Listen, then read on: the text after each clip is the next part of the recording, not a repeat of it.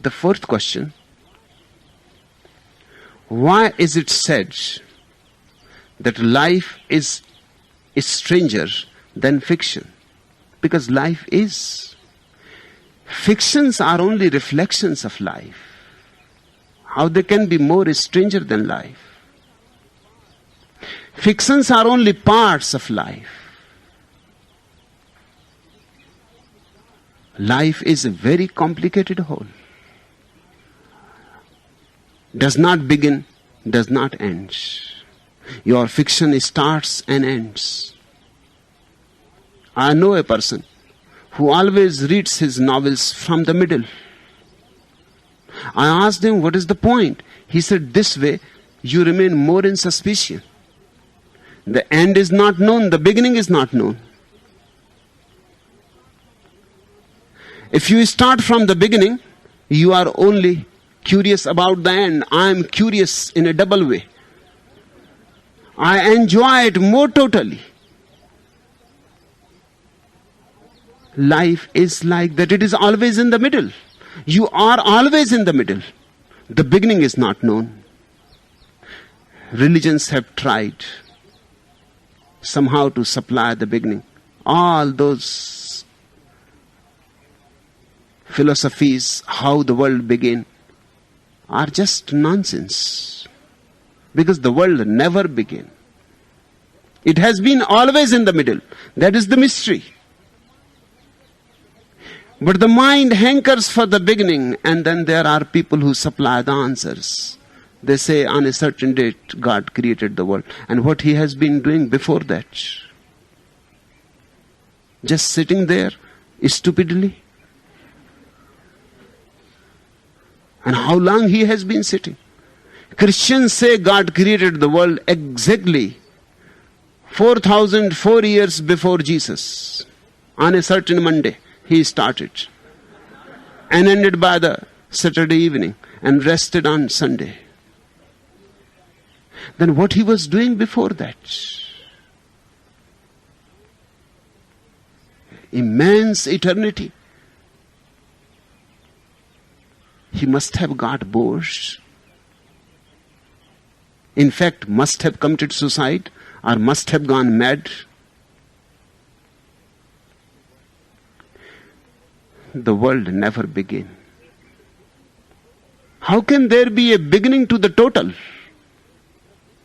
Because even if the beginning is conceived, you will need few things before the beginning. And then it will not be the beginning. You will need a space. God says, let there be light. But where? There is needed. Time will be needed. How can Monday start suddenly without time? It needs a Sunday before it. Otherwise, how you will call it Monday? It will be so absurd. No, the world has no beginning. And the world has no end. It simply goes on and on and on. And everything is so complicated. And everything is so intertwined with everything else that nothing is separate. I am in you. You are in me. You are in the trees. Trees are in you. Rocks are in you. You are in the rocks. The farthest corner, if there is any, is connected to you. Touch a small pebble and you have touched the whole of existence.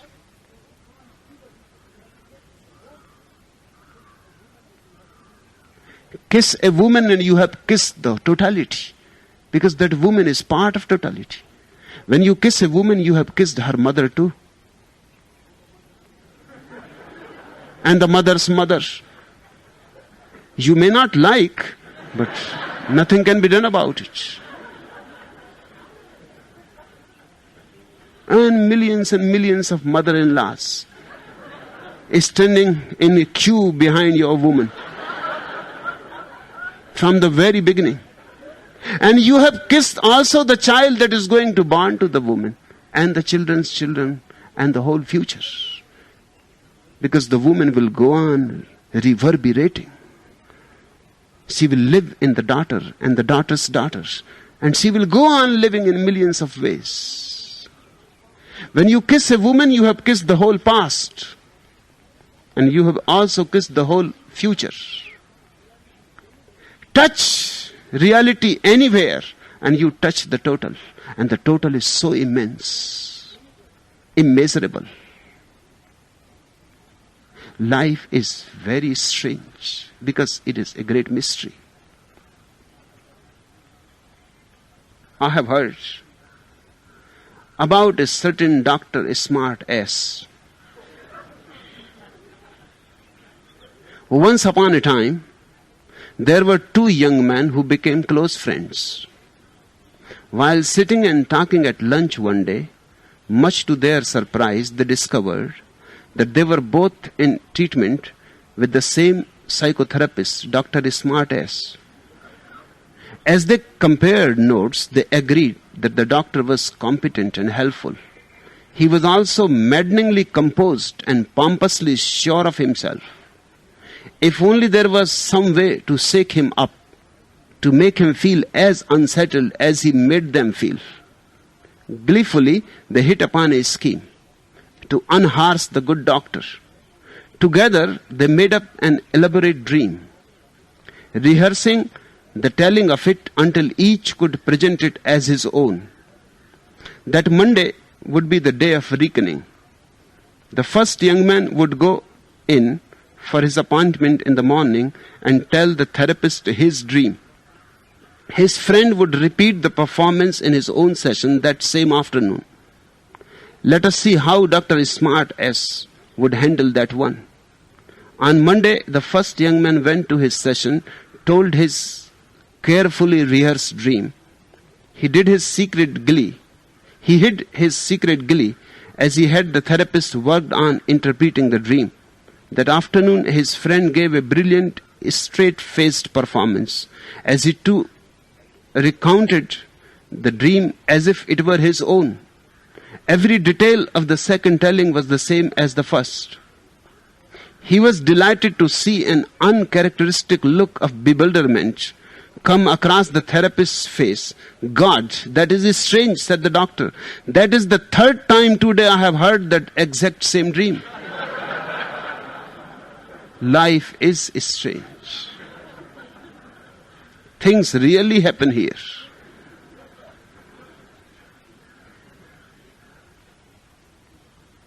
Life is unexplainable. All explanations fall short.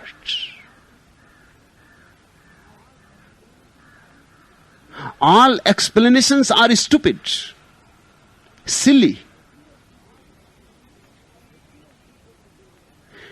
The real people who understand the mystery of life don't give you any explanation about it. They help you to experience the mystery. But they don't demystify it. That's where science and religion depart from each other. The whole effort of science is to demystify existence, to explain everything.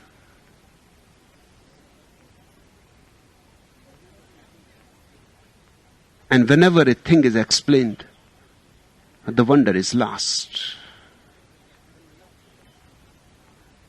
Then love becomes nothing but hormones. Then falling in love is nothing but chemistry.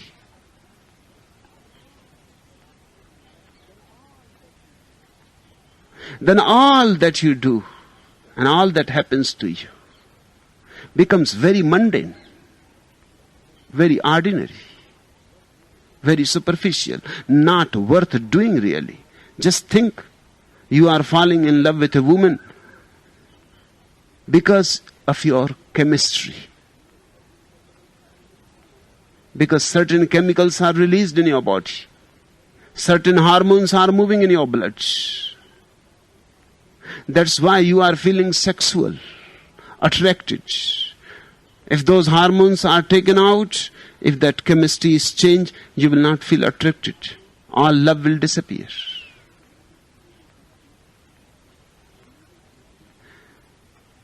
The moment you think of chemistry of love, love disappears. Then there is only chemistry. Two chemistries getting attracted to each other. Almost victims of chemistry. The joy, the gladness, the glory, the splendor, all are gone. The scientist tries to supply answers, although the scientist has failed, but people have not yet heard about it. This century has seen one of the greatest phenomenon. The scientist has failed, utterly failed. Because the scientist has come closer and closer to truth. And the closer the scientist comes to the truth, the more bewildered he becomes. The closer he comes to truth, the truth seems to be more and more mysterious, unknowable. Albert Einstein said before he died,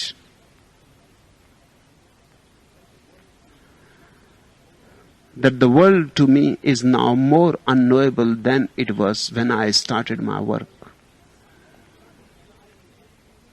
I had started with the idea that I will find few explanations.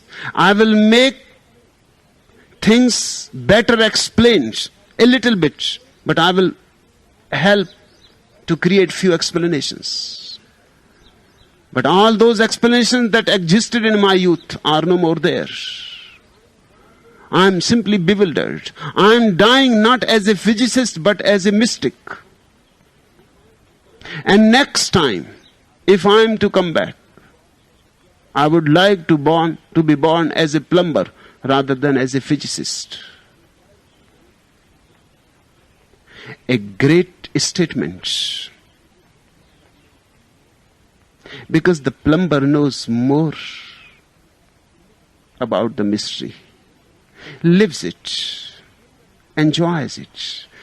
By plumber he means I would like to be an ordinary person. A very ordinary person. A farmer, a gardener, a plumber.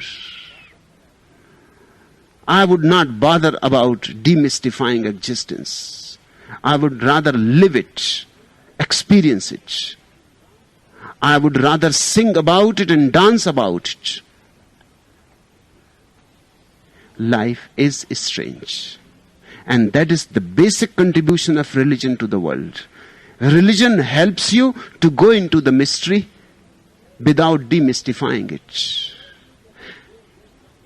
That's where theology goes wrong. Theology is not religion. Theology is again the same endeavor as science, trying to find explanations. Zen masters are right when they laugh at your questions. And Sufis are perfectly right when they answer your questions in absurd ways. The answer does not relate to the question at all.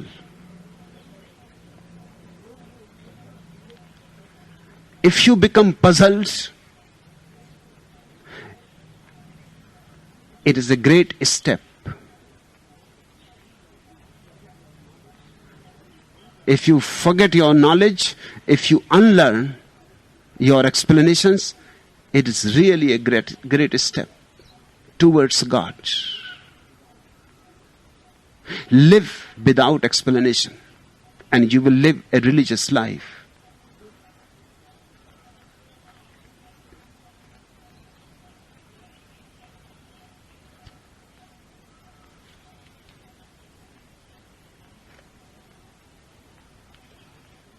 The fifth question.